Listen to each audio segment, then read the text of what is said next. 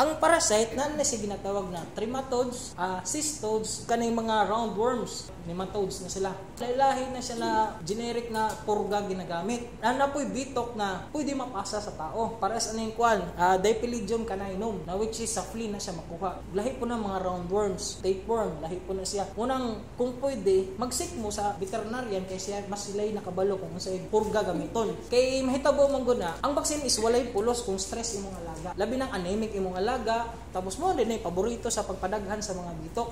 Masing unsa rin mong pakaon sa mong alaga, tingala lang, di man mo nambok akong alaga. Tapos gipurga naman ako ni. Mo na tipong utana, unsa na purga imong gigamit. Kailangan mo guidance gapon sa mga veterinarian. Niwang diri pag abot diri, grabe ka ko, laro kay bitokon toy nagkaon siya ng tae, laglag masing asa, nagsugod na tanan sa mother lang gihapon. During sa pagbuntis, na ay mga bitok na pwede mapasa pagbuntis pa lang. Kana si Ancylostoma, napoy bitok pod na mapasa gikan sa gatas. Gibakunahan ang imong alaga, tapos wala pa na purga, ang hitabo ana, pati yun sa stress hormone ginaparelease sa bitok. Munang wa gyud pulos ang vaccine or posible no mamatay na ng imong alaga kay na stress siya lalo kay gibakunahan tapos daghan pa day bitok na specific na dewormer para sa bawat klase ng bitok.